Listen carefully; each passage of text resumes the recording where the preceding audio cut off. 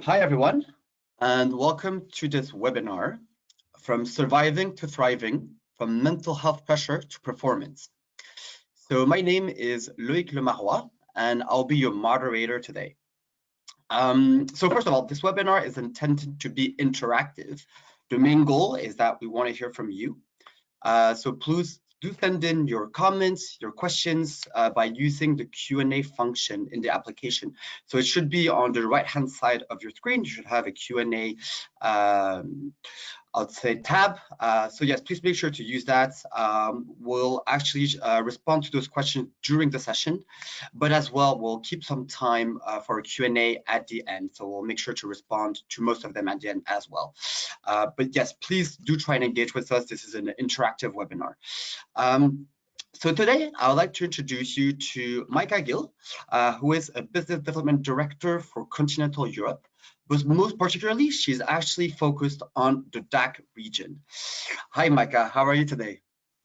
Very good. Looking forward to this session today. Thank you, Loïc. Yeah, really glad to have you on board. Nice introduction. As Loïc said, yes, please go ahead. The floor is yours. All right, wonderful. Thank you. As Loïc said, my name is Micah. I'm heading Headsprings activities in DACH and the Netherlands. So please reach out anytime if we can, if you would like to discuss or exchange about current HR challenges. And as we all know, we've been through a tough and challenging year. 2020 has been a very special one. Sometimes have been really hard. Others have been surprisingly good because we learned so much new things, and the pandemic has been a real accelerator for many good initiatives as well, which are definitely here to stay. But I'm not the expert on that, so I'm delighted to introduce you to Marie-Louise Maywald, who's going to be our expert today. Enjoy, and please engage as much as possible. Brilliant.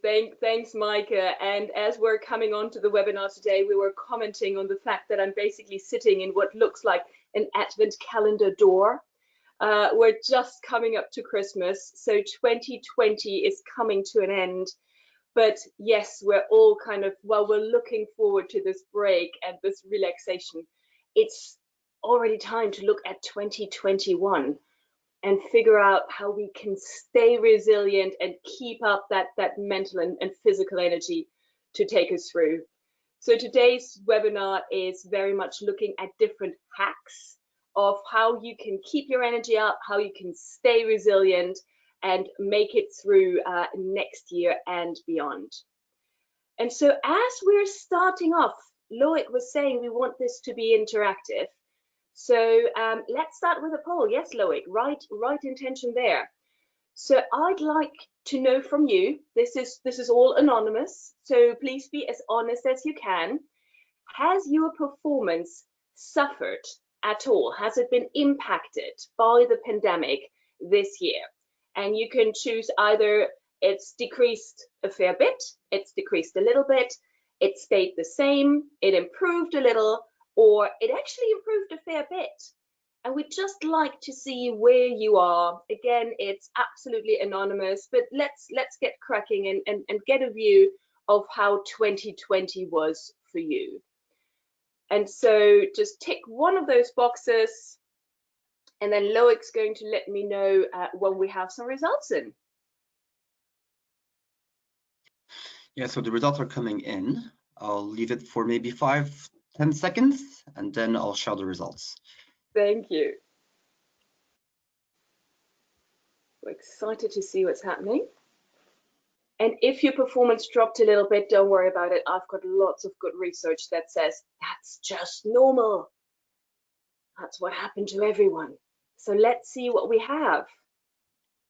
Oh, we actually have people improving. This is interesting. So I've done my research and I've had a look at the DACH region, especially the German Glücks Index, and it looks like that Germany, which is represented in that, actually did a lot better in this pandemic than other parts. But we still have 17% saying it decreased a little, 6% saying it decreased a bit, stayed the same as 22. And I'm guessing the others probably saw some improvement because they're working at home. this is really interesting. So let's have a quick look at what we kind of get from across Europe. Thank you for sharing that, Loic. Brilliant. So we have some study results here. So if you are one of those people who were in the decreased a little or decreased a fair bit, don't worry about it. We've got a study from Deloitte that shows us that 45% of workers believe that their colleagues were less productive during lockdown. And the reason we're asking questions like that is normally we tend to be more honest when we estimate what our colleagues are doing. If you can just kind of click me down one level low, that'd be great. It's a buildable slide. Thank you. So when we, you know, our self-perception of where we are when it comes to productivity can be a little more skewed in comparison to what we think our colleagues were doing. So 45% of workers believe that their colleagues' productivity dropped a little during lockdown, and 38% of workers say that lockdown has had a negative impact on their well-being. And so one more click, thank you. The Neuro Leadership Institute tells us that 96% of business leaders are concerned with corporate productivity in the face of the pandemic. And this is why we're having this webinar today. If you are somebody who is concerned, whether you're coming from HR or you're a business leader, you're concerned with your team or the organization as a whole, we're going to have some look at quick and simple hacks you could use to bring up your own productivity and that of your teams. And so lean back, get a cup of tea, because this is going to be for you. And yes, so number of hacks, as I said, will keep the performance up in 2021, because we're looking at living through the lingering effects of this pandemic. And as one of my participants put it yesterday when I talked to him, he's part of one of those pharma companies that's just brought out a vaccine. And he said, golly, I mean, 2020 was like a 2-in-1 deal. 2 years for the deal of one. It's been really intense. We're quite worn out. But just to let you know, I don't think 2021 is going to be a walk in the park, and I don't think we're going to be back to sort of the 2019 normal that we used to know. So even if we have a number of vaccines to help us slow down COVID, it'll take time to administer them. We don't know whether they will slow down the spread of the submission of the pandemic, and will have economic repercussions that will stay with us for years. And so resilience and well-being are topics that are with us for months and yeah, maybe even years to come. In this webinar, I decided not to go and look at the physical health side or the spiritual or you know, any tips and tricks of how to be more efficient in how you work virtually, but really take a moment to look at mindset, at how we can help our brain, how it's wired, and how to make this most effective, that wonderful machine we've been given. And as a word of warning, I'm not a neuroscientist, I'm just a really interested layperson, but I've been looking at a lot of strong neuroscience research. And while I come out of the pharma industry as well, I worked with Novartis and now with AstraZeneca. I know that we have some doctors on this webinar. So if the questions are coming in and they're too hard for me, I might have to call on you. But let's go to the next slide and look, dig a little deeper and see how mental health has changed in 2020 and why it's so important. And I'm trying to spread my research across, so you won't just get DACH region research. We'll start off with the Princess Responsible Business Network that's here in the UK, founded by the Prince of Wales, that said that 41% of employees have experienced mental health symptoms. And that's again a buildable slide. Loic, if you could just click once, that'd be super. Thank you. And so 41% of employees have experienced mental health symptoms that have either been caused or worsened by work this year. Just take this in. Over 40% have experienced mental health issues that have been caused or worsened by work this year. And the even scarier fact, I think, is that about a third of them are telling nobody about their mental health issues. And that's more likely for men than for women. We've seen in research that men are more likely not to share that sort of information than women. And in July, Gallup came out with a study saying that the largest decline in employee engagement is actually from managers and leaders.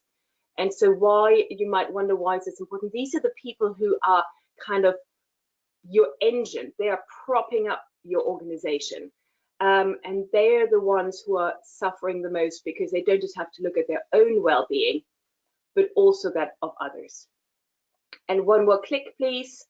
In June 2020, one more even, sorry, McKinsey, I apologize for all these kind of technical issues. We've been trying to get me to do that, but my tech won't allow. Computer says no to me clicking through my own slides. So McKinsey published the Wellbeing Report for Europe, so across Europe, which stated that mental health is the driving force of life satisfaction. And so if that suffers, it has huge repercussions across our general well-being and especially our performance, employee engagement, all of these things that we need if a business is to stay resilient. So if you are looking for a neutral tool to talk about stress and burnout and depression, well-being in your organization, I did an earlier webinar for Headspring in March, and we talk about the emotional grid. And that's a tool that allows you to have neutral conversations around mental health with your employees. So if you're still looking for that, we can send around the link, and it just gives you a very simple tool of how you can have those conversations. And it goes into some other aspects, like, as I said, the physical health as well.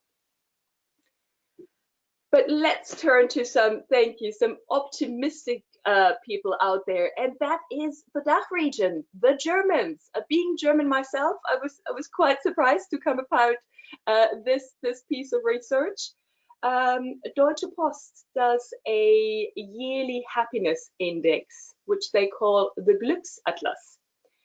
And that's been going year after year. And so this year, they found that the life satisfaction only dropped by 6% compared to 2019. And again, another click, please, Loic.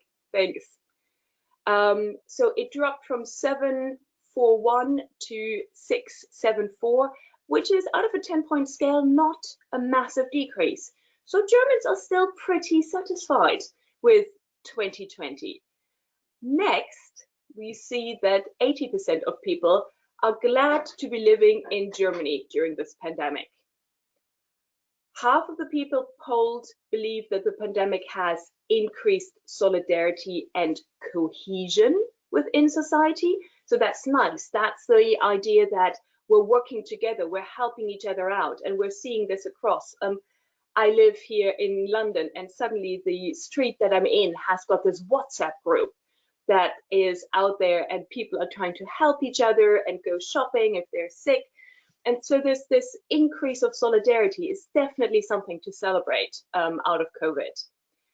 And a large part of the population believe that they're going to be just as happy in 2021 as they were before the pandemic. And that's great news, because we know that hope is a very helpful psychological trigger that kind of keeps us propped up. But around this optimism, I'd like us to have a look at our first hack of the day. So the first hack of the day, you'll see a general there. It's around cultivating realistic optimism. So pessimism is generally undesirable, but unrealistic optimism, the sort of childlike hope that everything is going to be just fine, that can kill us. And this is where the Stockdale paradox comes in. So the gentleman you see there on your left is James Stockdale. He's a former vice presidential candidate, a naval officer, and most importantly for this particular story, a Vietnam prisoner of war. So he was asked after he came out and he survived this POW, prisoner of war camp, he was asked, who were the people who died, who didn't make it, who didn't come out of that experience? And he said, well, that's easy. It was the optimists. And that is something that's quite hard to hear, because we all think, you know, optimism is such a helpful tool. And so I just want to put this into perspective. He points at a certain type of optimists, the unrealistic ones. And so in his story, he says those are the people who said, hey, we're going to be out by Christmas. And then Christmas came and Christmas went and they were still inside. And then they said, we're going to be out by Easter. And Easter came and Easter went and nobody had come to rescue them. And then the same for Thanksgiving, the following Easter, the following Christmas. It kind of kept on going round. And they died of a broken heart, of having that belief of something happening kind of crushed again and again, because it wasn't propped in realism. And so the Stockdale paradox kind of gives you a bit of a story of that type of optimism that is most important when it comes to resilience. And that is an optimism that is set in realistically assessing your situations. And so when faced with a challenge, we look at the challenge objectively. And Stockdale explained, and that's really important, and it's sort of a quote, you must never confuse the faith that you will prevail, so you'll make it through, you'll get out, you will live, the faith that you will prevail in the end. That is something you can never afford to lose. With the discipline to confront the brutal facts of your current reality, whatever they might be. And that is realistic optimism. And that is what builds resilience.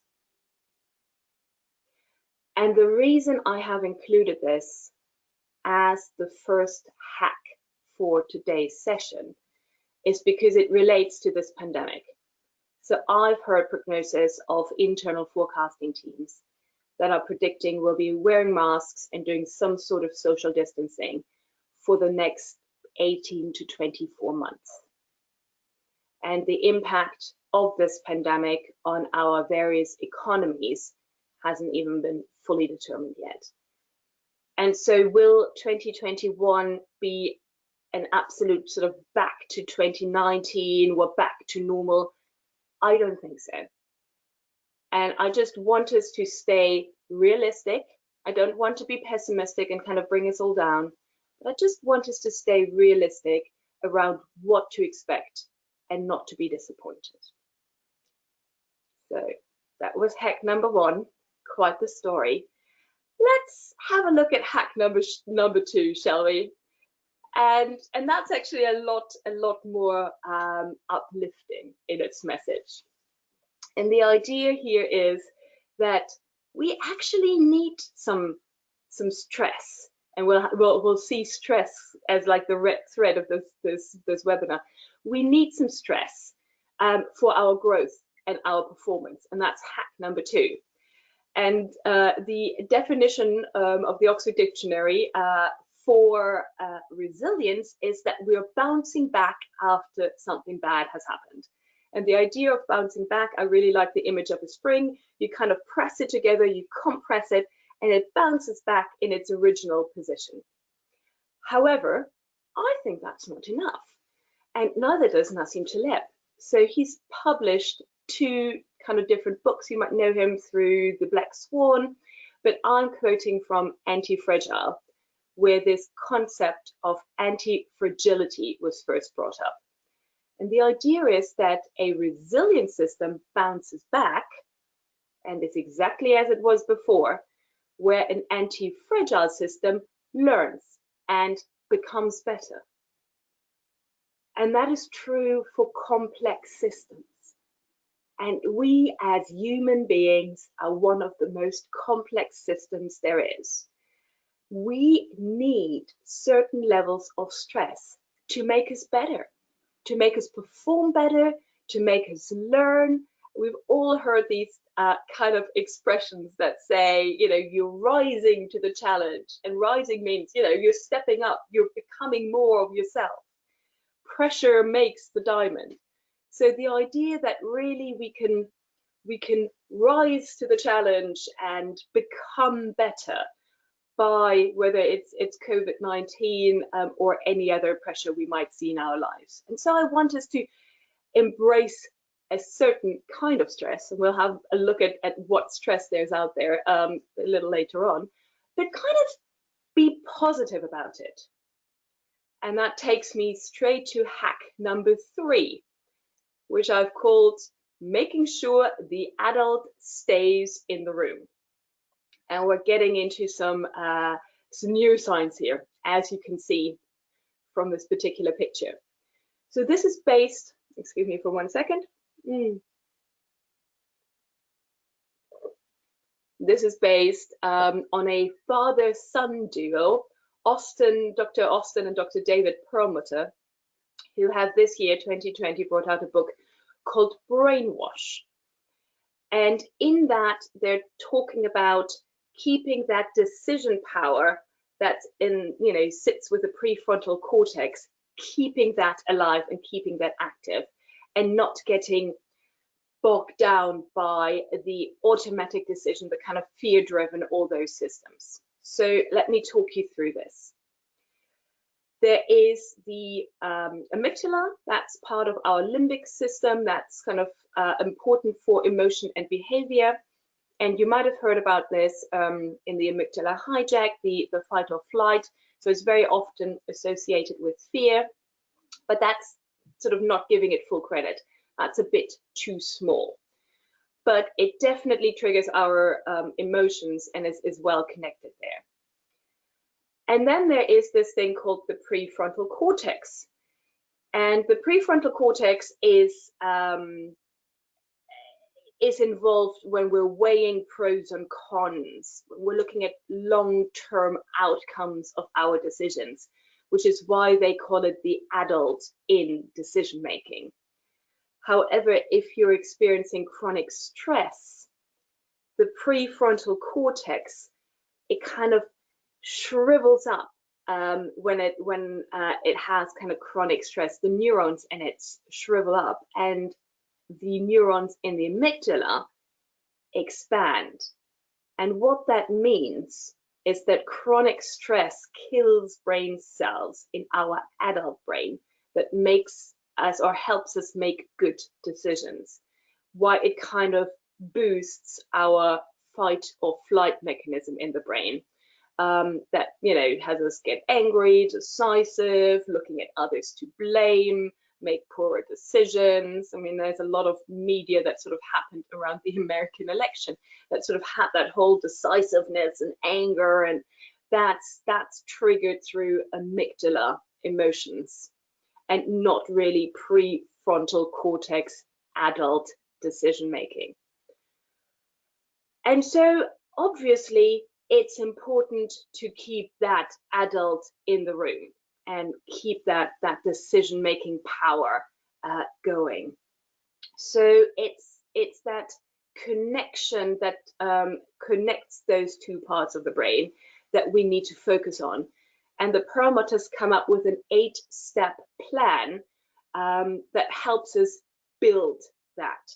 And so in their 8-step plan, they have things like getting enough sleep, a healthy diet, regular exercise, using technology wisely, meditation, spending time in nature, and practicing empathy. That's quite a lot. So I checked and I said, you know, what are your 2 most important hacks out of that list? Which ones help the most? And so it turns out on the next slide, we'll reveal those. They are, yeah, there you go. Like getting enough sleep and using technology less and more intentionally. So let's look at sleep first. Most of us don't get enough sleep. The American Center for Disease Control and Prevention found that in 2016 study that 1/3 of adult Americans are not sleeping enough. And whichever research you look at, sort of the general idea is enough sleep tends to be 7 hours or more. There hasn't really been any research that says, you know, there are people that are really effective on 4 hours. Those haven't been found yet. And sleep is critical for attention, concentration, reflexes, decision-making, and judgment. And the fact I always find really interesting is this idea of drowsy driving. We've all heard of drunk driving. Well, drowsy driving can be just as dangerous. If you've been awake for 18 hours, say 6 in the morning till midnight, not that unlikely, and you drove, you have something that is like a blood alcohol level of 0.05.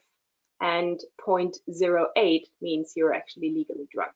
So that is quite close.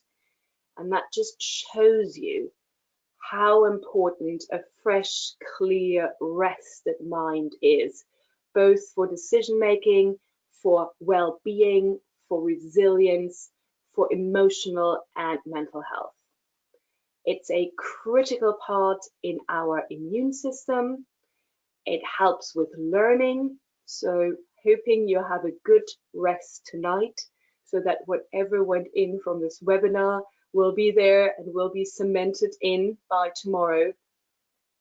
It affects our emotions. So the idea of waking up happy is not just an idea, but it actually means that you know, the feel-good brain chemicals, dopamine and serotonin, have been released.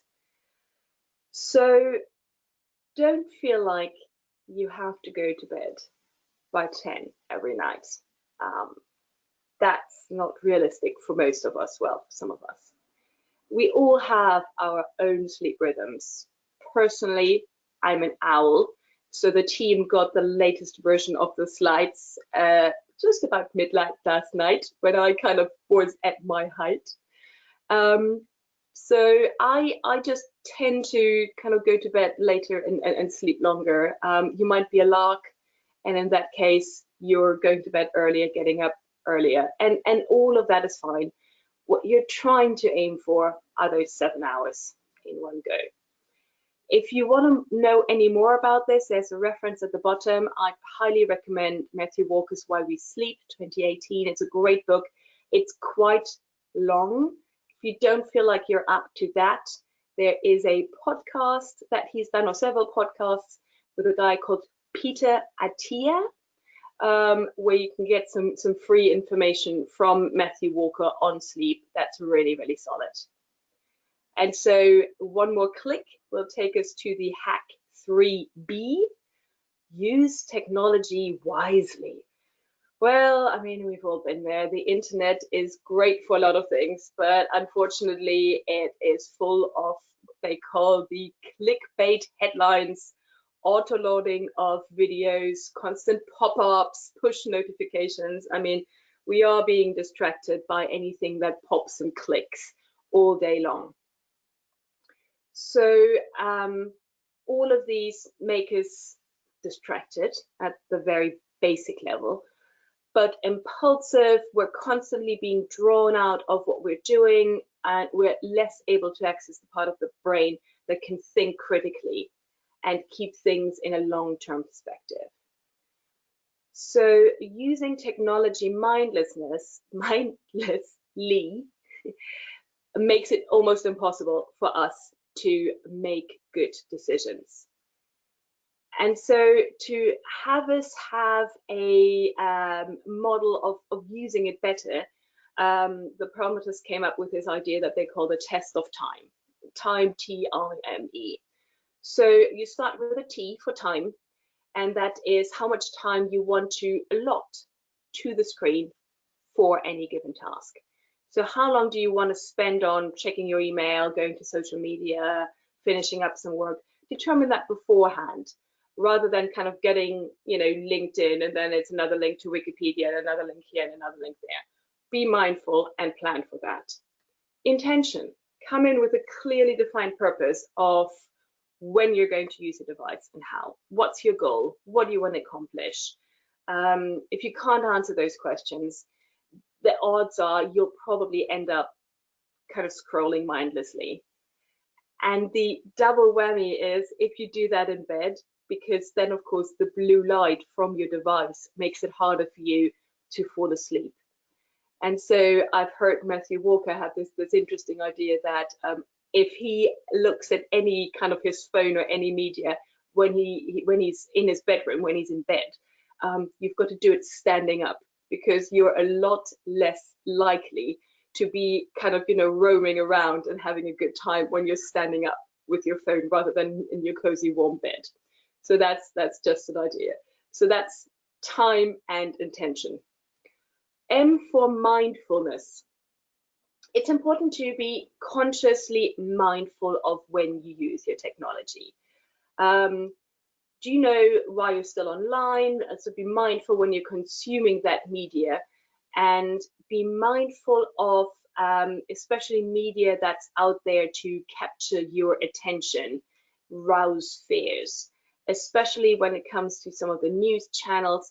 We've all been there, that they're kind of sensationalizing news.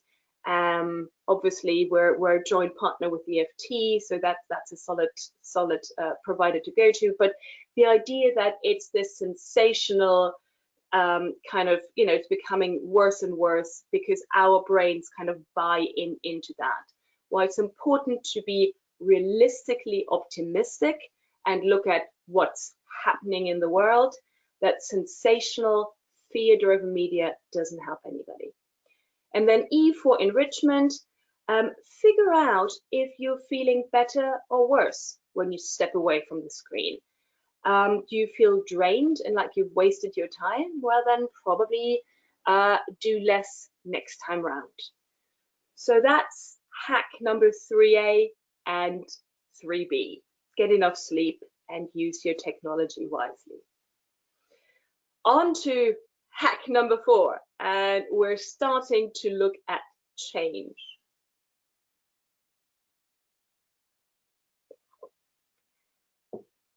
So the initial idea to focus on is look at how the growth mindset applies to yourself, but anything that's in the section, or actually any section, is applicable to both yourself and your team. And let's start off with looking at change, because this pandemic, quite frankly, brought a lot of change and a lot of uncertainty. And researchers have been looking at change for decades. It's a really well-researched topic, and how we react to it. And in general, change means stress for most of us. But there's 2 different ways of how your brain kind of represents or decodes change. So it can be either the threat response or the challenge response. And we'll talk through these. When stress is seen as threat, then it's the bad kind of stress. That's the one we normally think about, the distress.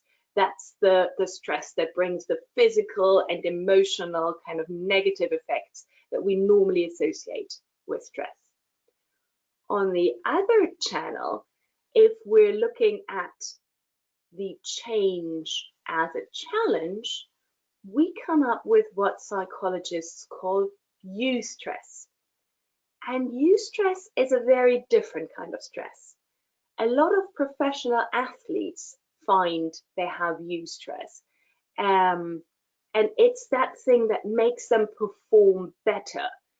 Superior performance in the body and in the mind comes with having a challenge, if we can see it that way. So let's talk through these two channels in a bit more detail on the next slide. So the left, the threat. It's a cascade of negative things that tend to happen. So we see the problem, we start sort of focusing on that problem, and that's not a great way of solving it, because we want to look at solutions and be solutions focused rather than problem focused.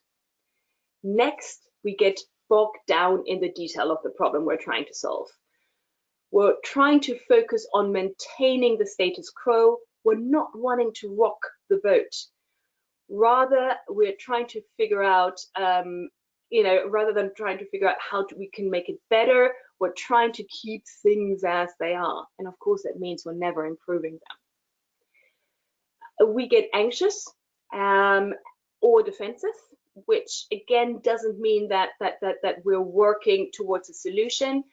It derails us, and that those negative emotions that come in with the derailment just mean that we can't think clearly, we shrink our working memory, and we can't hold as many thoughts in our minds.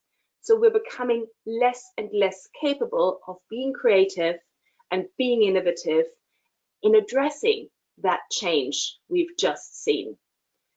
And so that's not ideal.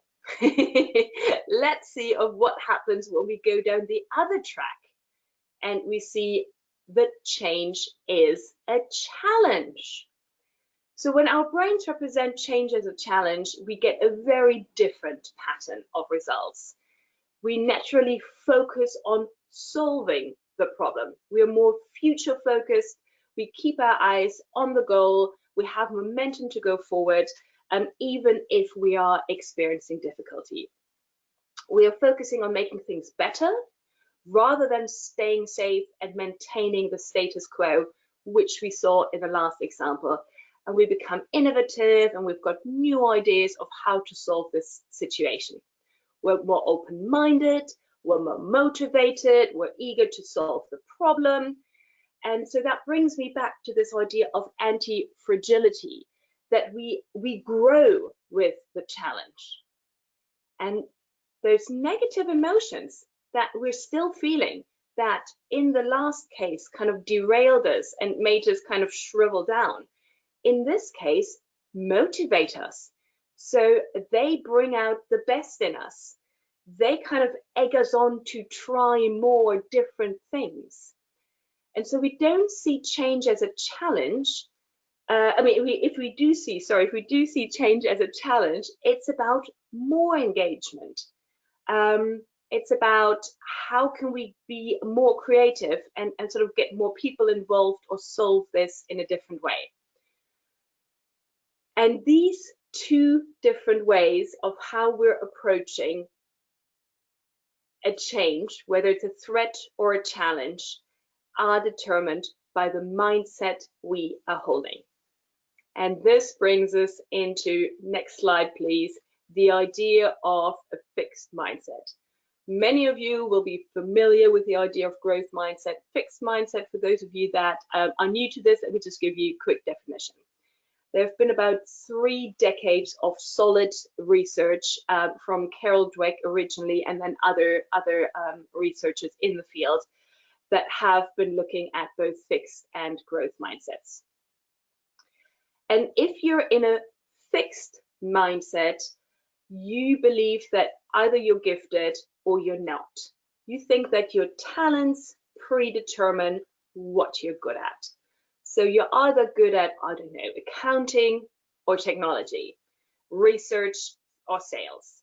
You're either good at performing with non-performers, dealing with non-performers, or developing high-level strategies. But it's pretty much your gifts, and that's what you've been given, and so that's what you have. And from that belief, you can't really change very much. because you believe that you are kind of just been given that set of talents. The problem that comes with that, there's a myriad of different issues that come with that, but some of them include that you are trying to prove what you're good at. And you're trying to prove that not just to others, but to yourself. You are demonstrating your skills in every area. It's really important for you to kind of show that you're good at something, because you only have a limited amount of talents and skills, so you're sticking to them. And a lot of energy goes into that sort of demonstrating skills, and you're measuring yourself, how you perform against others rather than how you perform against yourself. And so in the next slide, we see what a growth mindset does.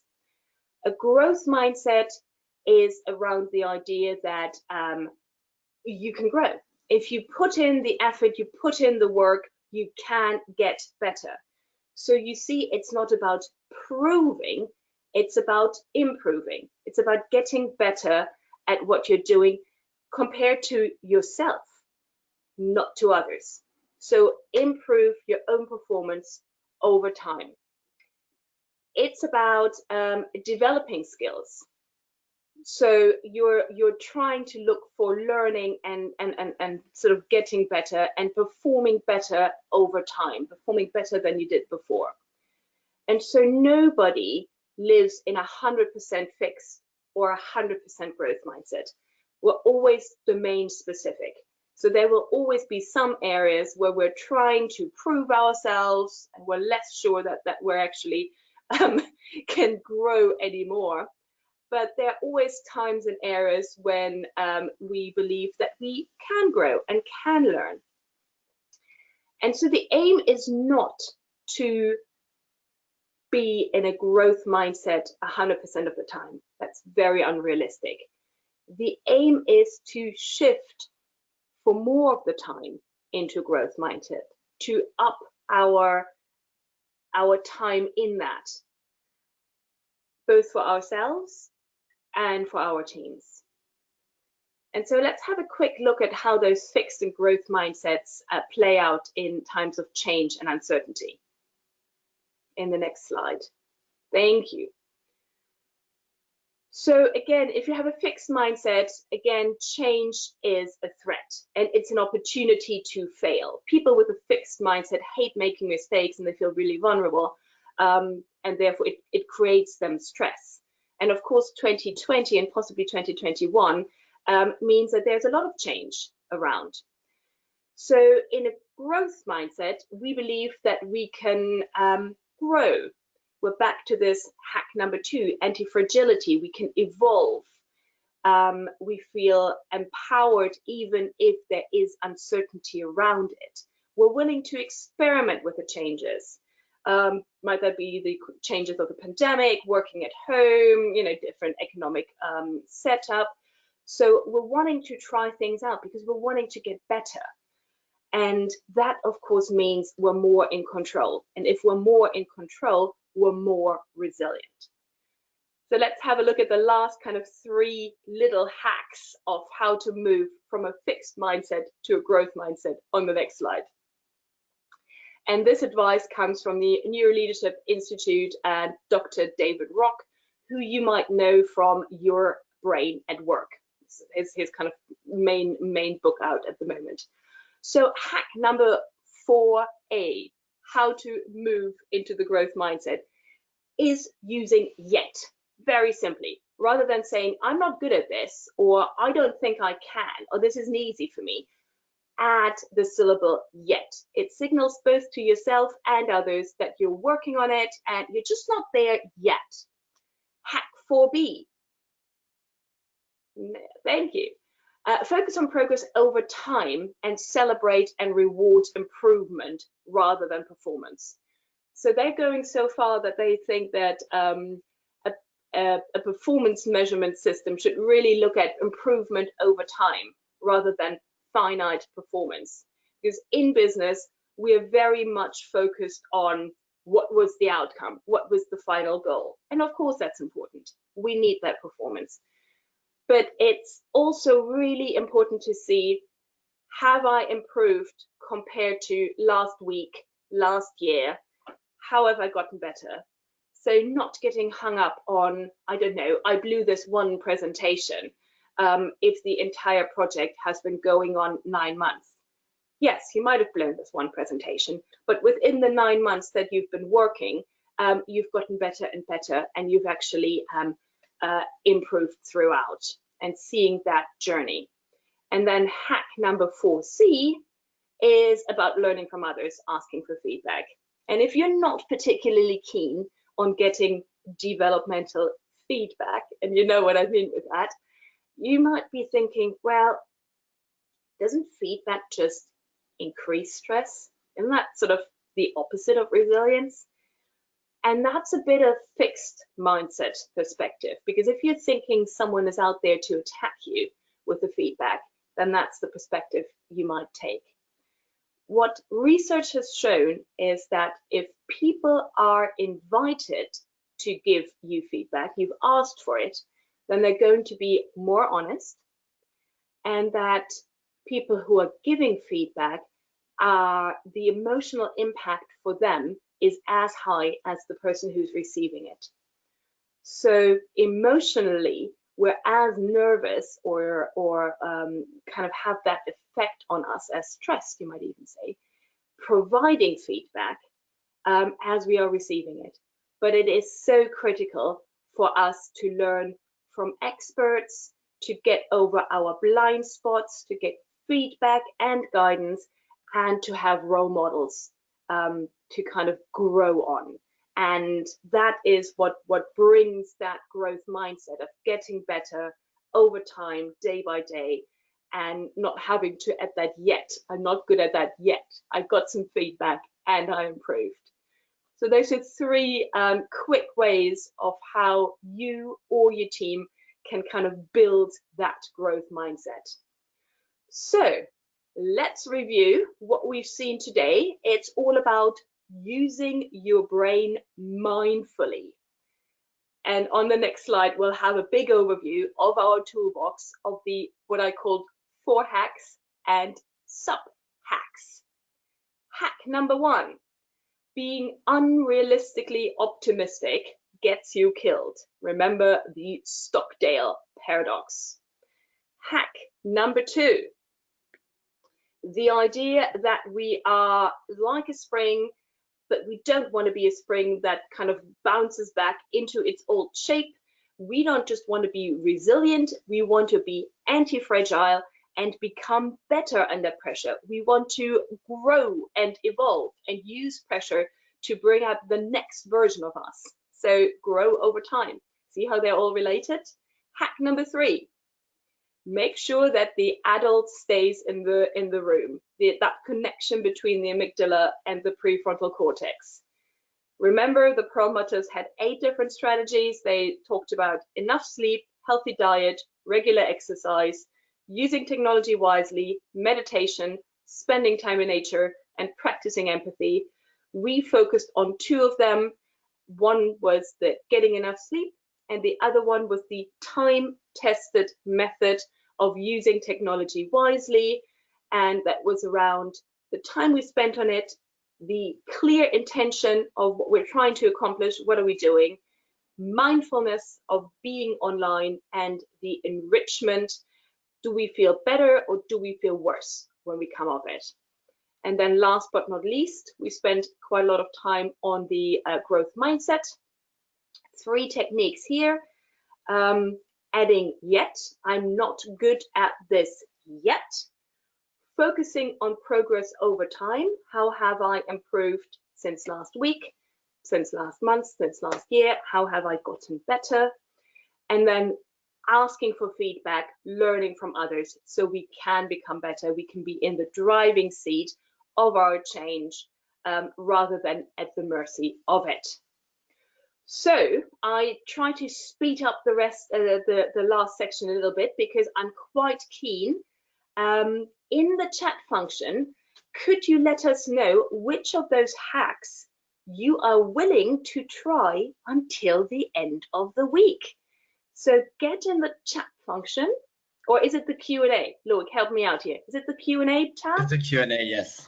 It is the Q&A. So get in the Q&A tab and let us know which ones of those did you find intriguing? Which ones might you want to try? And we'll have a look.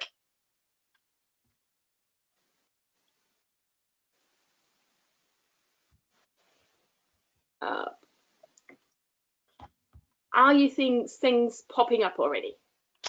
Not yet. Not.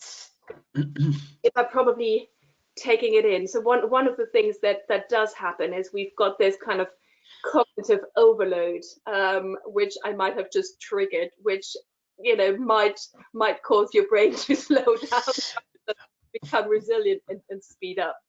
So I think for me it would be use technology wisely. Are you finding you can spend an hour or two suddenly in bed, where your time went? Especially in bed, yeah. Yeah. And it's that thing with those links. I find links are really bad. You kind of start with a clear purpose in mind and you're looking at something, and then it has links to other things, and I kind of find myself, and 4 links later, I forgot what I was looking at to start with. So we're starting to have a few comments. Perfect. So I have get enough sleep. Oh, yes. Ask for feedback more proactively. So let's talk about sleep for a second. It's such a nice thing. It's it's a nice thing to do for yourself, to just have some more sleep. And it just really comes to planning. I use my phone as a little reminder to say, it's time to go to sleep now, which is quite helpful. So you stop it. And it also means you don't have all this blue light coming in at the same time, so it calms you down, and your nervous system can calm down. Sorry, what was the next one? Was about asking feedback more proactive. Exactly. Brilliant. That's a really, really broad. That's a really brave thing, because we often kind of are a little hesitant to ask for feedback. But I in. Great move. Then use of technology. Yeah, wisely. That was yours. That was yours, Loic. That was mine. Then I have realistic optimism, making sure the adult stays in the room. Use of yet as well. Very good. So it looks like you guys are quite diverse. Oh yeah, brilliant. Use of technology. All of it is really great. Thanks. Well, piece of advice: don't try to do too much at once.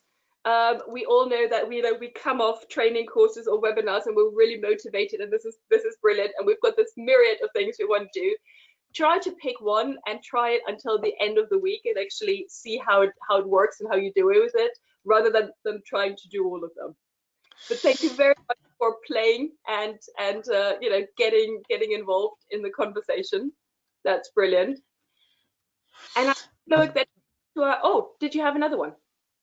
No, just a comment thing. Very helpful. Thank you. Perfect. Thank you so much for the feedback. Yes, I'm asking for feedback as well, making myself vulnerable here, wanting to learn. So thank you. Appreciate it. So what would be yours, actually? What would be mine? So I'm really monitoring sleep, and I have a Fitbit. There are other sleep trackers available, but I find that if I don't have enough sleep, I get cranky. I start to think more in the negatives. I don't think things are going to work out. Everything is becoming a drama.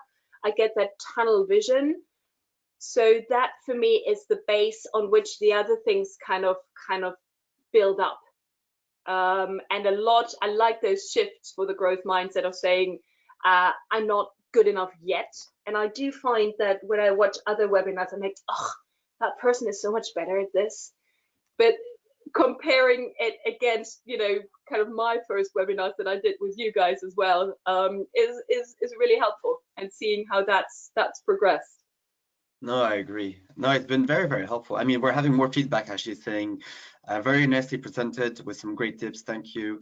So there's more actually feedback coming in the Q&A. So Can I you mean, last slide, please? There's sure. last slide just to give people sort of an overview of where to turn to. Yes, perfect. So the references for today's webinar we're taking from the Promoters Brainwash, Matthew Walker, Why We Sleep, and then you've got Dr. David Rock, the Neuro Leadership Institute, which has done some work around sort of growth mindset for organizations specifically and how to build that up. We'll share the slides afterwards, so you will have those if that's something you're wanting to have. And for additional questions, you've seen Mike at the beginning, and there's Loic and there's myself. Please reach out to us. We're here to help. And Loic, I'll let you kind of round us up for the last.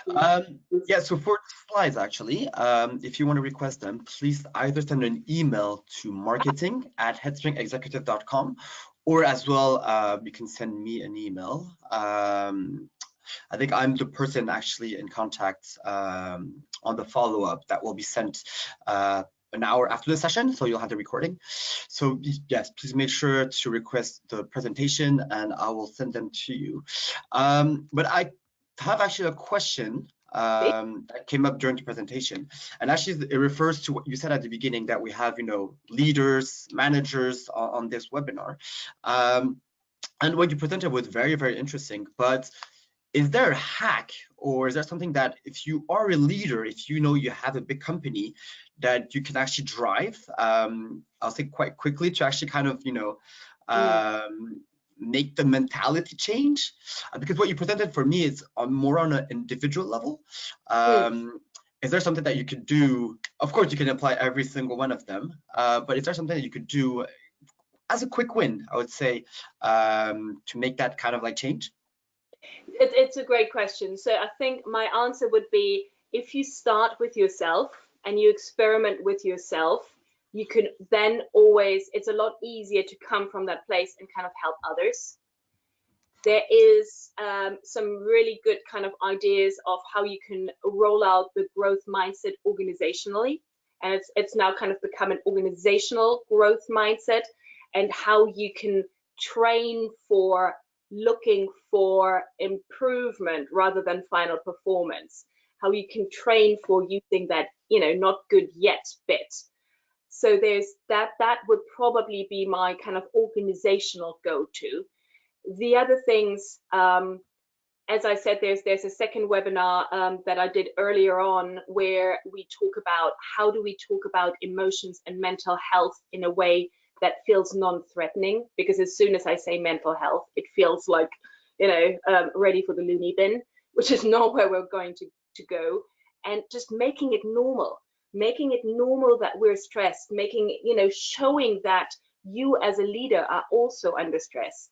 I'm still really, really taken by the fact that, you know, a third of the people who are suffering don't want to talk about the fact that they're suffering, and that's not okay, because the more you bottle it up, the more it runs you, and it becomes your problem. So being open, having the conversation, and trying to shift to a growth mindset would be my advice. I guess as well as a leader, you need to show the example, and the people will actually understand, you know, that they will mirror your actions. So yeah, I think you need to kind of show the example.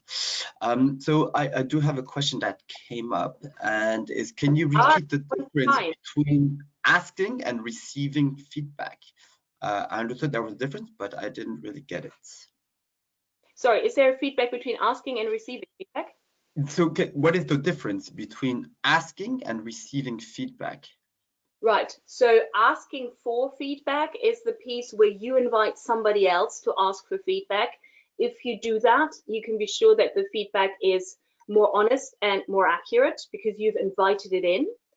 And receiving the feedback is then when you get it. And that's where the research shows that both the asker and the receiver have a heightened emotional level that is similar. So for us, it's as tricky to provide good feedback asked to receive it.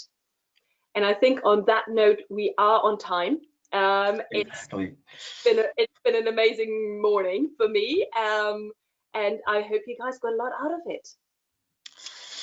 Thank you very much, Marie-Lise, for joining the session again. It was a pleasure. I've learned a lot. Now I can actually apply those hacks during the holiday season. So thank you very much, everybody, for joining today. I hope it was very useful, as it was for me. I wish you a really good day. Please stay safe and make sure to actually reach out to Micah Gill if you have any questions. We're here to help.